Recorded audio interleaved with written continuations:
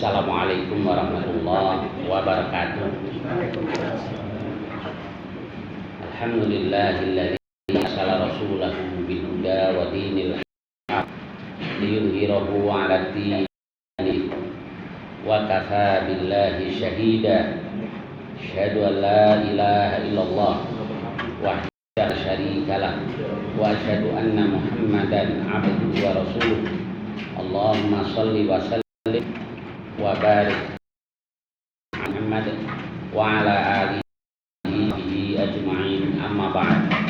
Kita lanjutkan kajian kita surah ayat 78 atau ayat yang terakhir dari surah Al-Hajj. A'udzu billahi minasy syaitonir rajim. Wajahidu billahi haqqa jihadi. Wajahidu, dan berjihadlah fillahi, di jalan Allah, haqqa jihadi, dengan sebenar-benar jihad padanya. Wajtabakum, dia telah memilih kamu. Wa ma ja'ala 'alaikum fid dini min haraj, dia tidak menjadikan min harajin, satu kesempitan pun fid din, dalam agama ini.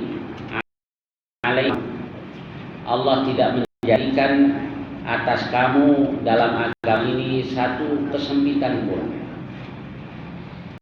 Min abikum Ibrahim, tetaplah pada milah bapak kamu Ibrahim. Huwa humul muslimina min qablu wa fi hada, huwa dia sammakumul muslimin, telah menamai kamu orang-orang muslim. Huwa dia ini, sebagian mufassir mengartikan Allah, sebagian lagi Ibrahim. Dia telah memberi nama kamu orang-orang min qablu, sebelumnya. Ada dan di dalam Al-Quran ini, liyakunar rasulu syahidan 'alaikum, supaya Rasul menjadi saksi kamu, wa takunu syuhada'a 'alan nas, dan kamu menjadi para saksi atas. Salat wa atuz zakat, akan salat dan berzakat. Wa atasamu billah, dan berpegang teguhlah kepada Allah. Dalam kita bahas, huwa maulakum, dia pelindung kamu. Fa ni'mal maula wa ni'man nasir, maka Allah itu adalah sebaik-baik pelindung dan sebaik-baik. Baik, kita lihat lagi awal, wajahidu fillah. Kadang-kadang Allah katakan fisabilillah, berjihadlah di jalan Allah. Bisa yang dimaksud berjihad untuk membela agama Allah. Bisa juga yang bermujahadah, bersungguh di dalam menjalankan ketaatan terhadap Allah. Jahidu fillahi haqqa jihadi. Bagaimana kita berjihad atau bermujahadah di jalan Allah? Di sini Allah katakan haqqa jihadi, dengan sebenar-benar jihad padanya. Kalau Ibnu Katsir katakan bi amwalikum wa alsinatikum wa anfusikum, berjihadlah di jalan Allah dengan harta kamu, dengan lisanmu, dan dengan firman Allah, haqqa tuqatih, bertakwalah yang sebenar-benar takwa kepadanya. Di ayat ini wajahidu fillahi haqqa jihad, huwa jatabakum, dia telah memilih kamu, yakni Allah telah memilih umat ini, yakni umat Muhammad Rasulullah SAW. Huwa jatabakum, Allah telah memilih kamu yang atas umat lain.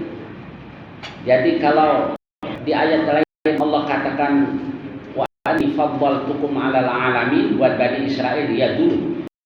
Wa anni faddaltukum 'alal 'alamin, dulu dilebihkan di atas umat. Kemudian untuk umat Muhammad ini Allah Taala katakan kuntum khaira ummah, adalah sebaik-baik umat. Nah, coba kalau di bulan-bulanan orang lain begini gimana ya? Karena kita tidak jalankan ininya, aturannya. Kuntum khaira ummatin ukhrijat linnas, asal ta'muruna bil ma'ruf wa tanhauna 'anil munkar wa tu'minuna billah. Memerintahkan yang ma'ruf, kamu menyemungkar, dan kamu beriman kepada Allah. Nah, kalau 3 syarat ini dijalankan, benar khaira ummah, sebaik-baik umat. Di ayat ini Allah katakan tabakum, dia telah memilih kamu. Allah telah memilih kamu di umat-umat yang lain. Allah mengistimewakan kamu, yaitu dengan Rasulullah. Jadi kita umat Muhammad itu Bashar Sayyidu Bani Adam, penghulunya anak Adam. Jadi Nabi katakan ana Sayyidu Bani Adam yaumal qiyamah wala fakhra, aku adalah sayyidnya cucu Adam di hari kiamat dan tidak sombong. Memang benar, Rasul adalah Sayyidu Muhammad Rasulullah SAW, juga dia awal syafi'il ummah, yang pertama kali memberikan syafaat kepada umat ini. Jadi manusia yang terbaik itu adalah para nabi. Para nabi itu makhluk pilihan Allah. Jadi jangan merendahkan para nabi. Nabi itu ilmunya ilmu kasar, ilmu syariat. Sok tahu Nabi ilmunya ilmu syariat itu makhluk pilihan Allah memilih di antara hambanya.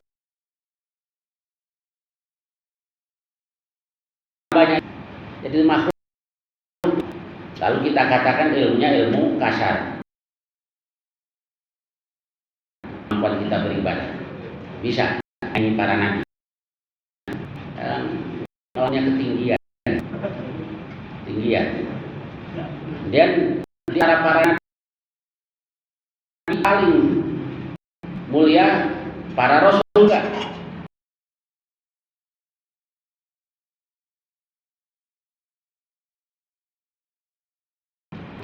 Adalah ulul azmi, dan di antara mereka yang terbaik khatamul anbiya wal mursalin, penutup para nabi, penutup para rasul. Ayo mau mengatakan kasar Rasul 2 kali bengkak-bengkak, katanya syabilatin qad Rasulullah sallallahu alaihi wasallam hatta tafattar, setiap malam Rasul itu 2 kakinya bengkak. Ada kita yang ibadahnya sampai begitu, kaki bengkak-bengkak, kesamurannya kamu gara nonton bola begadang, udah gitu Allah gitu ya, itu ngakunya jadi waliullah ya, berhutang sudah di waliullah, merasa lebih tinggi dari yang di jalan Rasulullah Sallallahu Alaihi Wasallam. Apa dalam memahami? Kemudian kalau waliullah boleh melanggar syariat, mana kayak begini? Mau begini? Kalau waliullah boleh nikah lebih dari 4, itu dari mana aturan? Terus terlepas dari syariah dan seterusnya. Kalau waliullah itu Rasul yang katakan, Allah dalam hadis qudsi yang diriwayatkan oleh Bukhari, kata Rasul, kata Allah, man 'ada waliyan faqad adzana bil harbi. Waliku aku umumkan perang kepadanya. Di riwayat lain faqad bil muharabah, berarti menantang. Dan berhenti di situ doang tadi. Jangan macam-macam loh, Allah. Ya katanya nggak puasa, aneh. Ini curang nih hadisnya, dipotong doang. Benar, kalau waliullah itu dibela sama Allah, menantang Allah berperang, tapi dijelaskan siapa waliullah. Wa qarraba ya 'abdi bi syai'in ahabba ilaih. Hambaku tidak takut menjalankan sesuatu yang lebih aku cintai mimma aftaratu, daripada yang aku fardu. Di lafaz lain, wa ma taqarraba 'abdi li ada imaftaratu ilaih. Hambaku dalam takor tidak seperti kalau melakukan yang aku fardukan. Jadi kalau waliullah itu yang fardu jaga benar-benar tuh waliullah. Lain belum sudah ke masjid dari dulu Allah. Waktunya sholat Jumat tidur dibilang sholatnya di Mekah. Itu wali setan namanya kayak begitu.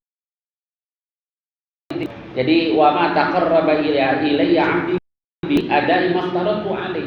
Waliullah sungguh-sungguh dalam yang wajib. Sudah itu tidak puas dengan menjalankan yang wajib. Wala yazalu yataqarrabu ilayya bin nawafil. Dia terus-menerus taqarrub kepadaku menjalankan yang nafilah. Waliullah yang wajib dijaga sungguh, dia terus la yazal, ini terus menerus dan yataqarrabu ilayya bin nawafil hatta uhibbah, hingga aku mencintai. Ya sudah jadi waliullah. Waliullah itu orang yang dicintai Allah, kekasih Allah. Wa idza ahbabtuhu ma'ahul ladzi yasma'u bihi. Kalau aku sudah mencintainya, aku jadi pendengarannya yang dengannya ia mendengar.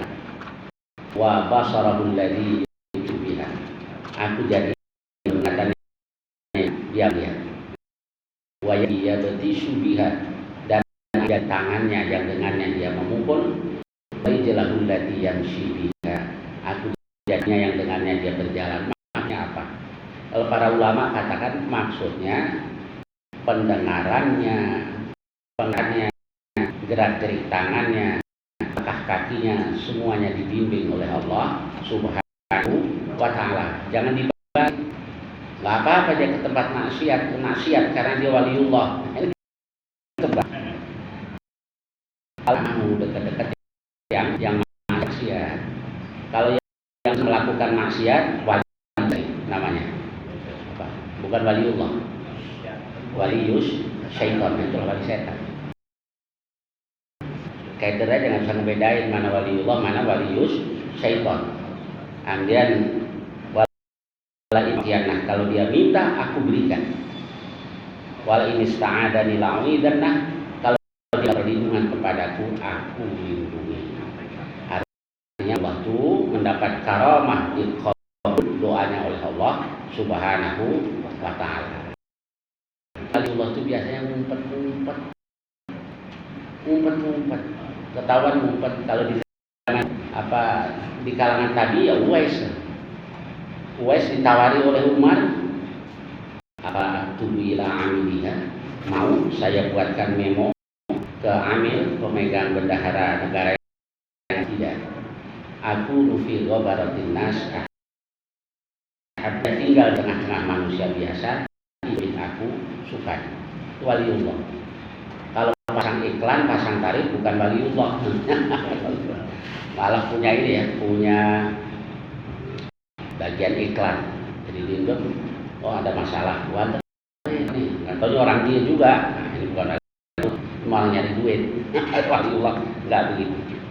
Kalau kelebihannya di ketahui, takut kalau keikhlasannya terganggu, itu baru waliullah. Ada memang seperti di hadis riwayat Bukhari, Nabi katakan ada orang yang kusut berdebu, lau aqsama 'ala Allah madfu'un indal bab, ditutupkan pintu kalau mau bertamu orang enggan untuk terima dia, ya yang kayak begini mau bertamu. Tapi yang sesungguhnya lau aqsama 'ala Allah la barra, kalau dia bersumpah dengan nama Allah, Allah akan. Tapi orang yang taat tadi, bukan orang yang melanggar aturan-aturan Allah, meninggalkan yang wajib-wajib, bukan. Kalau berani meninggalin yang wajib-wajib, melakukan maksiat juga, cuma bukan waliullah yang kayak begitu. Itu walius syaitan, walinya setan. Tukang membela orang-orang kafir, membela orang-orang munafik, ya berarti bukan waliullah, tapi walius syaitan.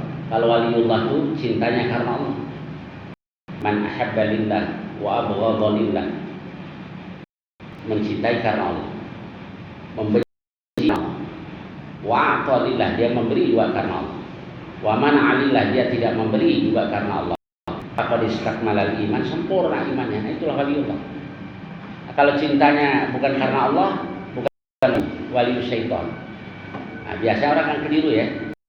Yang taat itu nggak ada disebut waliullah.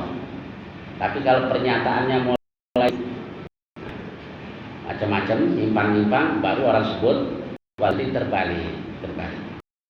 Baik, kita kembali ke ayat yang kita bahas tadi. Jadi, dipilih oleh Allah. Di antaranya dipilih karena dipilih Nabi yang terbaik, yaitu Khatamul Anbiya wal Mursalin, awwalus syafi'il ummah, sayyidu bani Adam, yaitu Muhammad Rasulullah sallallahu alaihi wasallam. Kemudian Allah pilih umat ini dengan syariah yang paling sempurna. Jadi bagaimana syariah dengan yang Allah turunkan umat yang terdahulu? Persoalan hidup manusia simpel. Jadi aturannya juga simpel.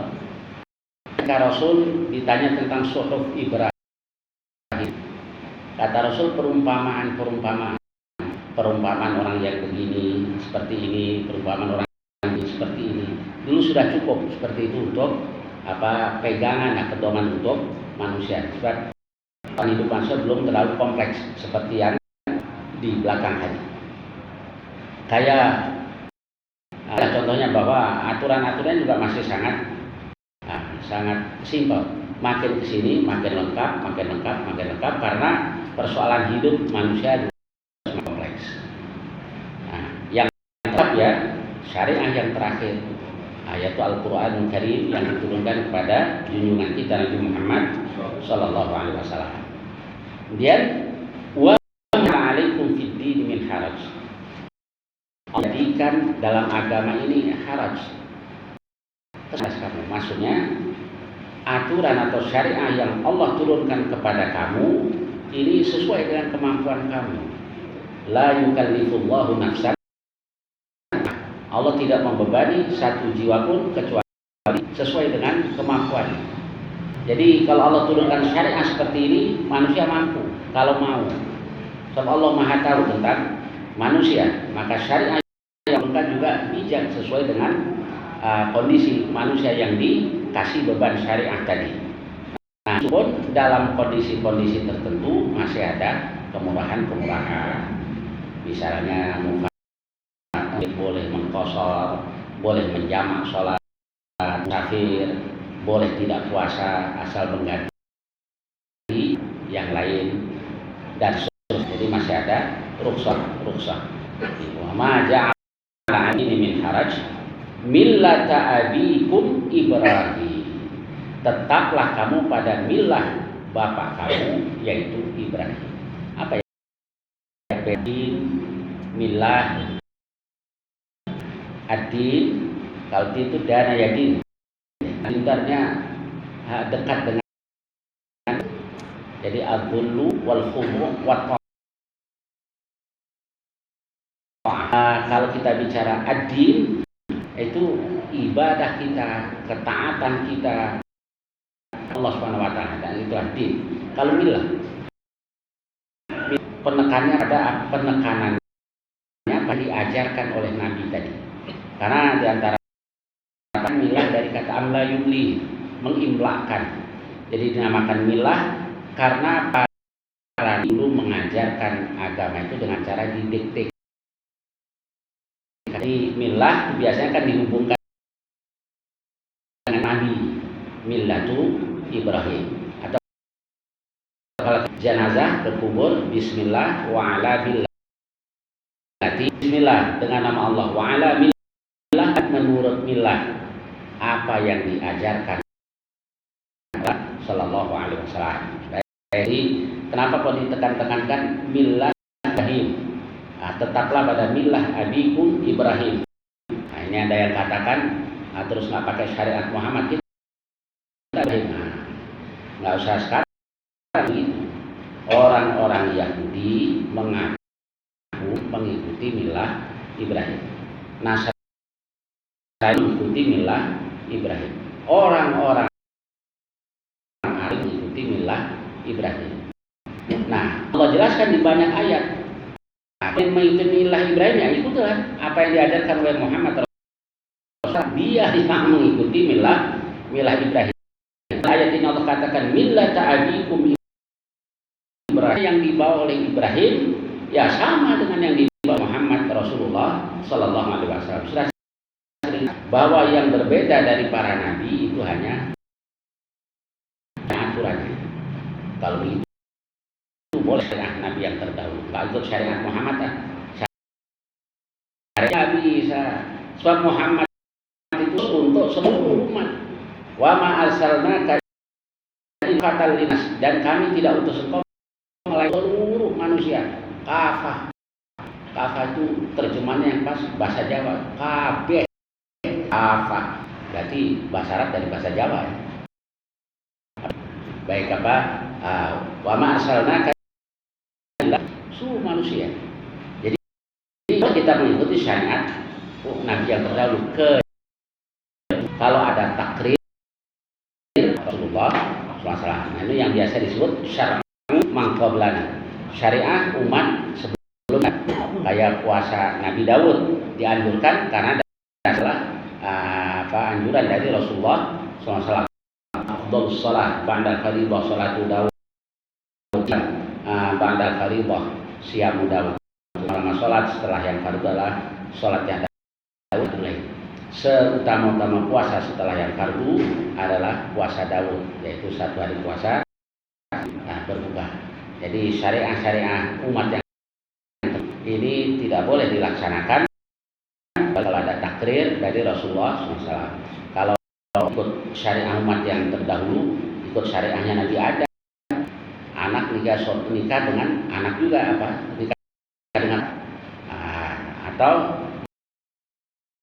Nabi Yakub orang perempuan nikah juga dengan adiknya. Dalam Islam nggak boleh. Wa anta jama'u bainal ukhtaini illa ma qad salaf. Dilarangkan dua perempuan bersaudara yang telah lalu gantian naik ranjang, turun ranjang. Cuma ada juga yang harus dijaga, ada juga yang harus hati-hati.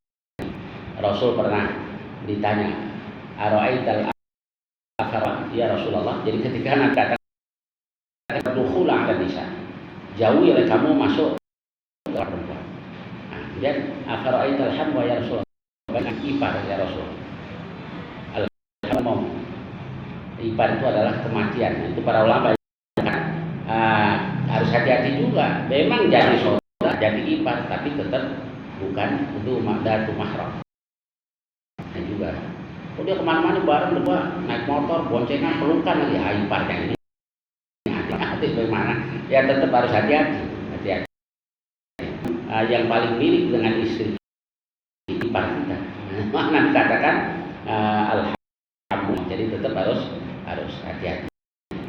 Baik, kita lanjutkan. Kemudian humakumul muslimina min qabl, dia menamai kamu al-muslimin sebelum. Sebagian ahli tafsir kata namai kamu al-muslimin. Sebelum ada yang katakan Ibrahim. Kalau Ibrahim, Rabbana waj'alna muslimaini laka wa dzurriyyatina ummatan muslimah. Wallahu a'lam tentang hal ini. Nah, kemudian yang kedua, wafi ini. Jadi kamu dinamai al-muslimun, orang-orang yang berserah diri. Nah, ini memang beda dengan agama lain dan diakui oleh non muslim. Saya lupa, saya masih remaja itu, lagi senang-senangnya Inggris, saya baca buku-buku nih orang katanya ada yang memulai paragraf pertama every religion of the world either after the name of the founder. Semua agama itu biasanya dikasih nama dengan semua. Nah, kayak Nasrani itu juga diambil dari pendirinya. Apa dari after the name of the land that the founder has, atau dari tempat daerah pendirinya itu dilahirkan. Contohnya Nasrani, Nazaret, dari kata Nazaret. Ya biasanya begitulah. But not so with Islam. Tapi beda dengan Islam. Islam tidak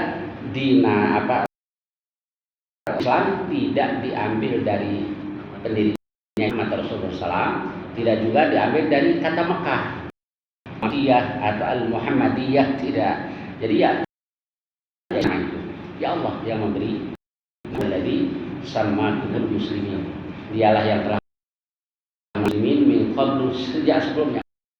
Quran ini. Liyakuna rasul syahidan 'alaikum wa takunu syuhada 'alan nas, seperti yang di surah Al-Baqarah.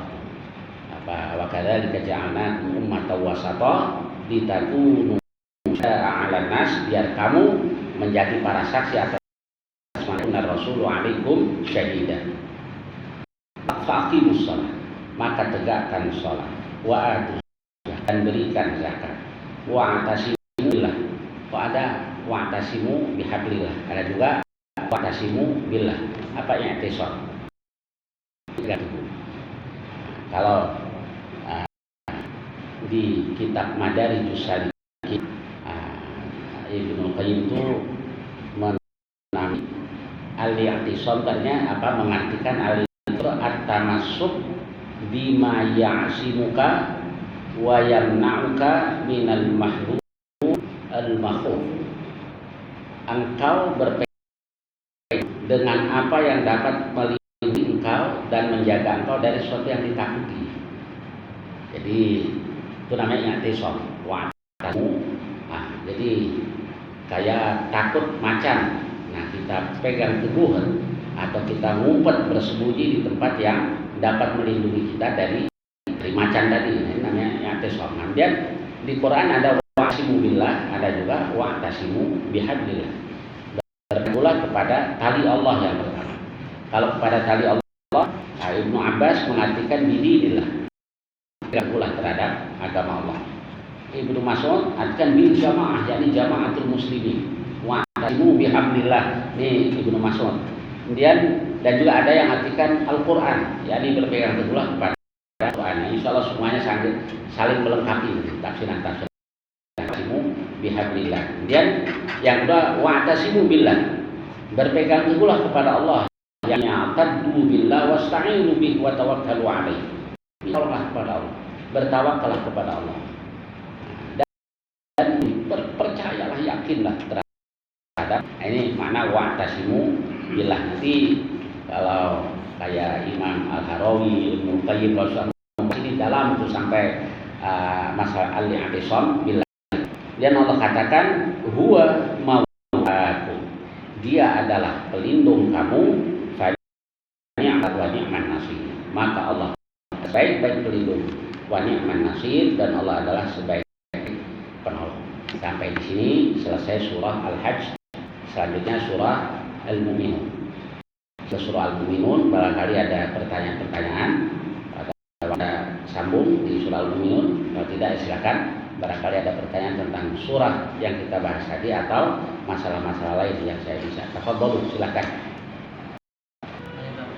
Ya, ujung ayat ya. Ya. Maulahum. Ya. Ada yang menyebut Nabi sebagai maula, itu salah penyebutan. Ya, baik. Jadi tinggal apa maksudnya? Maula yang mustarak, dia punya banyak makna, jadi anonim. Kadang-kadang maula itu artinya majikan, kadang-kadang kebalikannya budak, bekas budak juga maula. Saya contohkan, contohnya adalah itu dari kecil jadi. Nah, kemudian anak oleh Abu Hudzaifah, bapaknya Hudzaifah. Kemudian orang memanggilnya Salim bin Abi Hudzaifah. Setelah turun surah Al-Ahzab, nggak boleh memanggil seorang dengan nama selain kandungnya. Nah, orang sahabat bingung siapa bapaknya. Karena dari kecil dia sudah jadi budak, gonta-ganti tangan, jadi nggak ketahuan siapa bapaknya. Akhirnya orang sebut Salim dengan sebutan Salim Maula Abi Hudzaifah. Maula di situ berarti bekas budak Abu Hudzaifah. Ya, Bilal Maula Abi Bakrin. Jadi punya banyak makna. Majikan juga maula.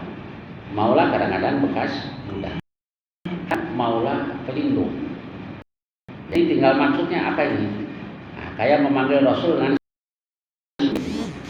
Sayyidi ya Rasulullah. Gimana ini? Ada hadis mengatakan la tusawwiduni. Jangan sebut aku sayyid.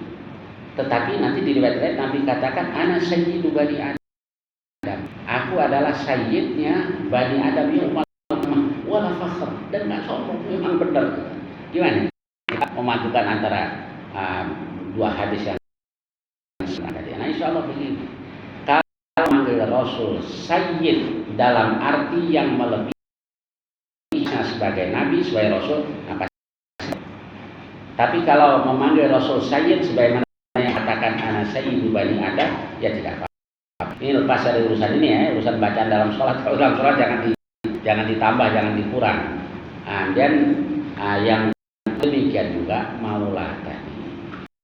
Kalau maksudnya pakai sayyid gitu saja ya nggak apa-apa. Tapi kalau maksudnya ya jangan. Jadi nggak boleh juga kita berlebihan menyanjung Rasulullah SAW. Uni kata Rasul. Jangan berlebihan menyanjung Atratin Nasara Al-Masih Ibn Maryam. Sebagaimana orang Nasrani berlebih-lebihan menyanjung Al-Masih bin Maryam. Baik. Saya ada 3 pertanyaan. Ya. Kafur itu apa sebuah penyakit? Kafur. Baik. Terus kedua. Dan sebentar ya, satu biar jaga. Apa Bapak Mas? Kufur apa kafur? Fakhur. Oh iya. Ya sudah. Terus yang kedua. Maka ini apa? Sholat suruh itu hadisnya sahih apa enggak? Ya. Ketiganya, apakah Ustaz belajar agama dan apa bisa dikatakan waliyullah? Apa bisa dikatakan apa? Setiap hari Ustaz ngajar bisa dikatakan waliullah enggak? Oh, waliullah. Wow, kalau saya jadi waliullah senang banget. Cuma enggak lah, dosa saya banyak. Kelalaian saya juga banyak. Saya jawab dulu kalau yang itu. Yang itu saya jawab dulu. Ya Allah, kalau saya dia lebih senang saya dosa saya diampuni oleh Allah Subhanahu wa taala. Murid. Iya. Nikah karena udah nikahin anak. Baik, saya jawab salah satu. Al-fakhur. Innallaha sebenarnya Allah tidak menyukai kullu mukhtal, siapa orang yang sombong. Fakhur itu membanggakan diri. Jadi sombong itu dekat dengan al-fakhru. Sombongnya jelas itu penyakit. kita harus berusaha untuk bersihkan hati kita dari hal-hal tadi. Sebab sombong itu kata Rasul setitik saja bisa menyebabkan orang tidak neraka. Dan layak kunaman fi qalbihi mithqalu dzarratin min kibrin. Itu sombong ya. Kibrun fakhrun tuh sama. Lalu ada yang tanya, ya Rasul, saya senang pakai baju sandal bagus, sampai itu sombong? Bukan. Innallaha jamil yuhibbul jamal. Sesungguhnya Allah Maha Indah dan suka keindahan. Nah, apa sombong? Sombong itu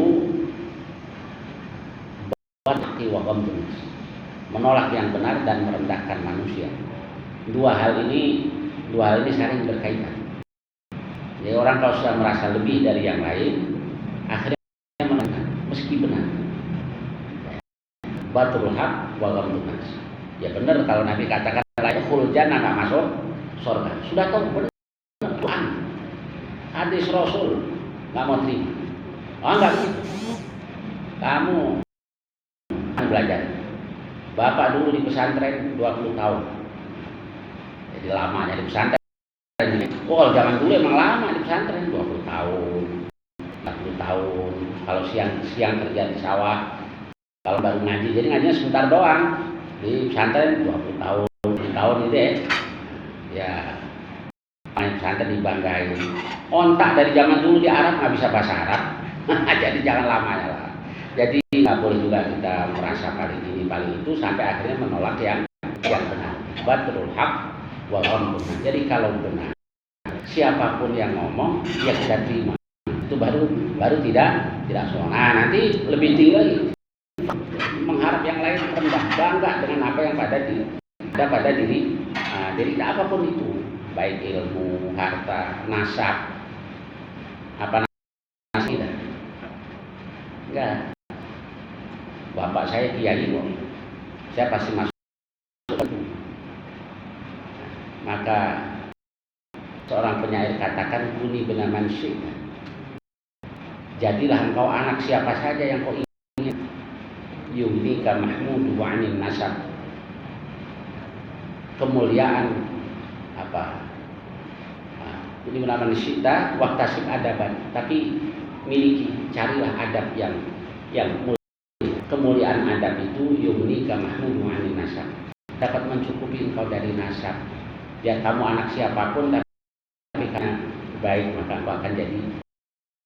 Jadi kata Allah ya, ada orang yang bangga nasab doang kan ya, tapi aku nasabnya tinggi, bahlul, ngomong dua asap, nggak sedih itulah apa. Bapaknya orang ini kemudian anaknya boleh ngomong apa saja, sombong ya. Ada lagi Pak Haji buruan ibadah, kalau sama sudah dijamin sama Allah. Ya Allah, siapa yang jamin Pak masuk surga. Kalau yang lain nyantai berbuat maksiat pasti dijamin masuk surga. Yang lain ibadah jidatnya sampai ini belum tentu masuk. Allah adil. Allah itu adil. Nah, gitu ya Pak Haji ya. Jadi tadi fakhrun, lalu apa tadi? Sudah terjawab.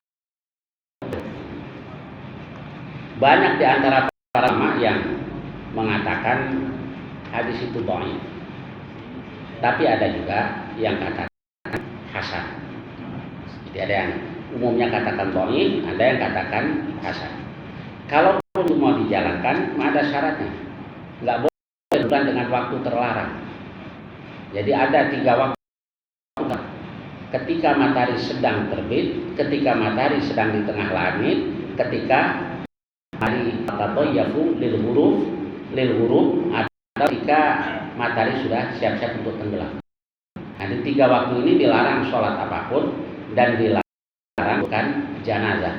Jadi jangan sampai berbenturan dengan waktu-waktu dilarang untuk sholat. Jadi Rasul dilarang sholat di tiga waktu tadi. Matahari dilarang sampai benar-benar terbit. Di tengah langit, kira-kira 5 menit sebelum zuhur itu juga dilarang sholat apapun, dilarang juga menguburkan jenazah. Dan ketika matahari sedang tenggelam, yakni menjelang maghrib itu juga dilarang sholat apapun, dilarang juga menguburkan jenazah. Ya, silakan. Ada ayat wala taqrabuz zina. Di dalam pengajian itu cewek cowok kadang-kadang saling memandang-mandang gimana? Zina kayak gitu. Ya. Wala taqrabuz zina. Jangan kamu mendekati zina. Ada lagi Pak Haji yang bandel, yang dilarang kan tadi kalau zina mah nggak dilarang ya. Ini ada kesimpulan yang salah. Jadi maksudnya mendekati saja nggak boleh. Sebab kalau dekat-dekat dengan zina bisa nanti berbuat zina. Jadi silakan kita menutup pintu-pintu yang menyebabkan zina. Di antaranya tadi itu. Nih, maksud aja main mata. Iya. Colok-colokan mata. Colok-colokan mata. Hal-hal yang mendekatkan kita kepada zina itu diperintahkan untuk hindari. Wala taqrabuz zina. Ya, silakan. Ustaz, masalah zikir kan di ayat terakhir itu kan fani ma'ala wa ni'man nasir. Tapi kadang-kadang orang hasbunallahu wa ni'mal wakil wa ni'mal wa ni'man nasir. Bukan Pak, bedanya gimana Pak itu? Ya, hasbunallahu wa ni'mal wakil. Cukup bagi kami Allah. Wa ni'mal wakil. Allah adalah sebaik-baik wakil, yakni yang diserahi segala urusan. Ni'mal maula wa ni'mal. Allah adalah sebaik-baik pelindung dan sebaik penolong. Mana yang itu? Hasbunallah wa ni'mal wakil. Kata hasbunallah wa ni'mal wakil itu diucapkan oleh Ibrahim ketika dia dilemparkan ke dalam api. Itu juga yang diucapkan oleh orang Islam dan orang-orang mukmin ketika sudah berhadapan dengan musuh, ketika diancam innan nasa qad jama'u lakum fakhshawhum. Manusia sudah berkumpul untuk memerangi kamu, takutlah mereka. Ternyata mereka makin tawakal dan mengatakan hasbunallah wa ni'mal wakil. Kadang-kadang fani ma'ala sama wa ni'mal maula. Dan hasbunallah wa ni'mal maula nasir.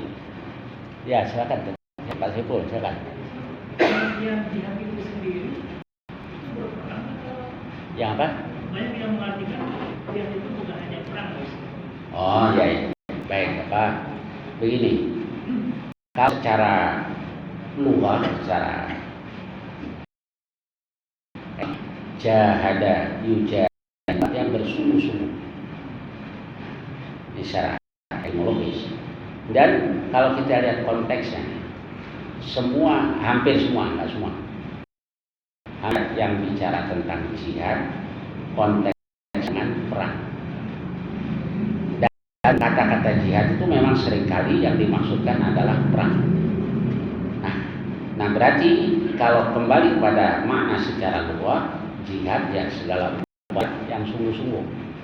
Nah, tetapi seringkali di Quran yang dimasukkan dengan jihad kaitannya dengan perang. Sekalipun kadang-kadang jihadnya mujahadah tadi, berusaha bersungguh-sungguh untuk ketaatan terhadap Allah. Di antara yang konten dengan perang, Allah saya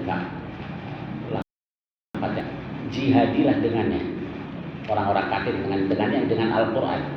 Nah, jihadilah dengan ini didakwai dengan Al-Quran. Kalau yang lain-lain, ayat yang lain ada 20 ayat lebih, jahidun semuanya konteksnya dengan perang.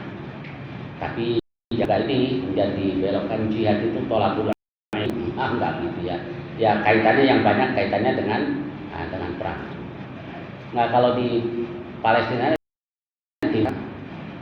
jihad tolakul ilmi, jihad kasbul rizki, padahal Israel menyerang Timbuk ini melemahkan semangat umat masyarakat. Ya mungkin karena kita di Jakarta kali Pak Saiful ya. Jadi kalau diartikan perang kayak rada jadi, tapi nggak boleh gitu juga lah. Nggak boleh gitu. Ya, kebanyakan kaitannya dengan perang. Wallahu a'lam.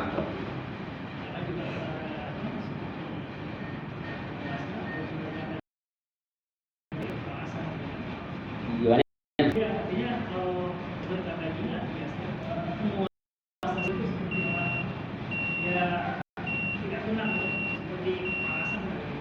Kalau bicara ya, tapi kalau lagi diperlukan zaman perang, ayo jihad mau diartikan menuntut ilmu, berantakan ya.